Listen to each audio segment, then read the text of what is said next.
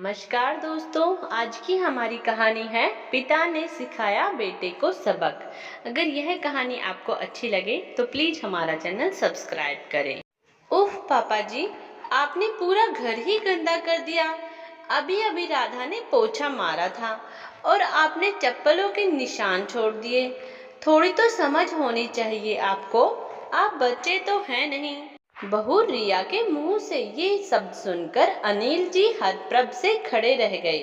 कैसे पुलिस की नौकरी में सिर्फ उनकी एक आवाज बड़े से बड़े मुजरिमों को हिलाकर रख देती थी, और आज उनकी बहू उन्हीं के घर में इतना सुना रही है। तभी पत्नी ने उन्हें सोफे पर बैठाते हुए कहा, कोई बात नहीं जी, बहू की बातों का क्या बुरा मानना, बस जुबान की तेज है, बाकी उसके मन में ऐसा कुछ नहीं है।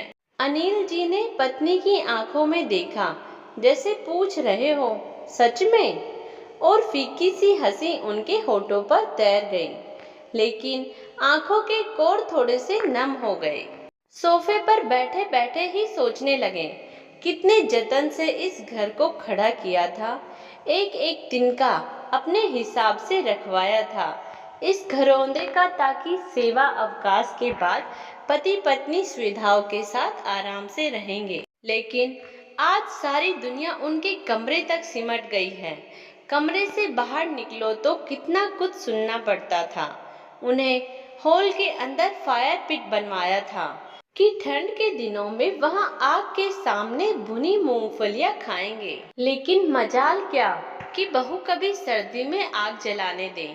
कहती थी कि पूरे घर में राख के कण फैलते हैं। फिर वो चिमनी वैसी ही रंगी पुती दिखती थी, एकदम उजली, क्योंकि बहू को वैसी ही पसंद थी। ये सब सोच रहे थे, तभी पत्नी हाथ में कॉफी का मग लिए वहां उनके पास आ बैठी। पति को बहुत अच्छे से जानती थी कि वो अभी गुस्से में थे, और उनके हाथ में कॉफी पीकर उनका गुस्सा शांत हो जाता था। पत्नी भी क्या करती, पति और बेटे सोमेश के मोह में फंसी एक भारतीय नारी जो ठहरी। दोनों तरफ बैलेंस बनाते बनाते ही उनका जीवन कट रहा था। कभी बेटे की सुनती, कभी पति की। एक दिन सुबह सैर से लौटने के बाद पति पत्नी दोनों लॉन में बैठे थे। नौकर चाय रख के गया। 2 की जगह 3 चाय का कप उन्हें थोड़ा अटपटा लगा, क्योंकि उनके अलावा चाय सिर्फ सोमेश पीता था, और वो उनके साथ कभी चाय नहीं पीता था। उसने उनके साथ बैठना तो कब का छोड़ दिया था, फिर आज। तभी सोमेश वहां आ बैठा, साथ में चाय पीने लगा। लेकिन अजीब सी चुप्पी। ये वही सोमेश है जो छोटा था तो उसकी बातें खत्म ही नहीं होती थी। अनिल जी कितना भी थके हो, सोमेश के साथ खेलते ही थे। उसकी बातें तब तक खत्म नहीं होती जब तक कि वो उन्हें कहते कहते थक के सो नहीं जाता। आज अजीब सी औपचारिकता ने अपनी जगह बना ली थी बेटे और पिता के बीच। तभी पत्नी ने उस खामोशी को तोड़ा। सोमेश, अगले महीने ही तो रिया के भाई की बेटी की शादी है ना? हाँ माँ, उसी बारे में बात करने आया हूँ। लड़के वाले इसी शहर के हैं और वो यहीं से शादी करना चाहते हैं। सो रिया का परिवार शादी के लिए ये घर चाहता है। वो हमारे घर से शादी करना चाहते हैं। इसीलिए मैं चाहता हूँ कि जब तक भीड़ भाड़ रहेगी घर में, तब तक आप दोनों दीदी के पास चले जाओ। आप दोनों को भी भीड़ भाड़ में असुविधा होगी, और दीदी भी इसी शहर में है, तो आप लोगों को कोई तकलीफ भी नहीं होगी। आप दोनों का कमरा भी उनके काम आ जाएगा। ये सुनकर अनिल जी गुस्से से लाल हो गए, फिर भी अपनी आवाज को संयमित करके बोले, बहू के घर वालों को दूसरा घर दिला दो किराए पर 10-15 दिनों के लिए। हम क्यों शिफ्ट हो कहीं? पापा, आप भी ना गजब करते हो।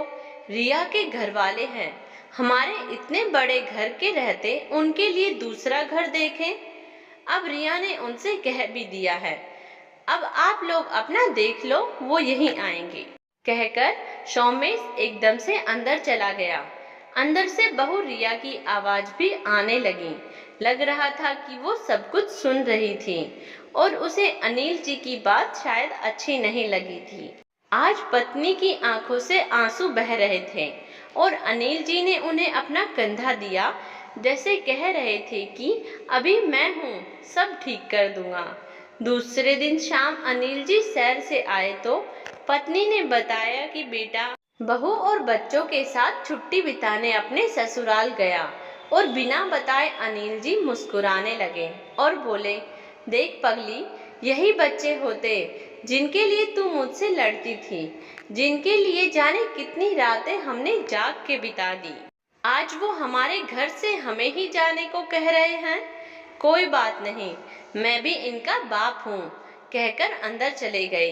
एक हफ्ते बाद सोमेश परिवार के साथ लौटा तो दरवाजे पर ताला लगा था। चौकीदार बैठा उन्हें देखते ही उनके पास पहुंचा। एक चाबी सोमेश के हाथ में दी और एक चिट्ठी भी। चिट्ठी खोलकर पढ़ने लगा। वो खत अनिल जी का था, सोमेश के नाम। सोमेश, मैं और तुम्हारी माँ रामेश्वरम जा रहे हैं। 1 महीने बाद लौटेंगे। ये जो चाबी है तुम्हारे हाथ में, वो घर की चाबी नहीं है, वो एक दूसरे फ्लैट की चाबी है जिसमें तुम सभी का सामान रखवा दिया है। वो फ्लैट मैंने बहुत पहले खरीदा था, तुम्हें नहीं बताया था। पोश इलाके में है, तुम लोगों के लिए अच्छा है। अगर अच्छा ना लगे तो अपने हिसाब से घर ले लेना। ये घर मेरा और तुम्हारी माँ का है और हमारा ही रहेगा। इसमें से हमें कोई नहीं निकाल सकता। अभी तक सब कुछ बर्दाश्त करता रहा था क्योंकि तुम्हारी माँ खुश रहे, लेकिन अब तुम्हारी बातों से उसकी आंखों में आंसू आए, ये मैं बर्दाश्त नहीं कर सकता। ये हमारा सपनों का घर है जिसमें हम अपने बच्चों और नाती पोतों के साथ रहना चाहते थे, लेकिन शायद ईश्वर को ये मंजूर नहीं था और तुम लोगों को हमारा साथ पसंद नहीं था।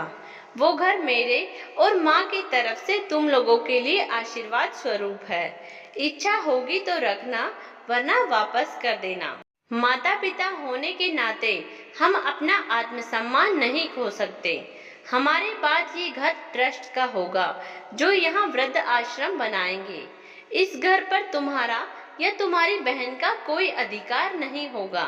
मैंने ये बात तुम्हारी बहन को भी बता दी है और वो मेरे इस फैसले से खुश हैं।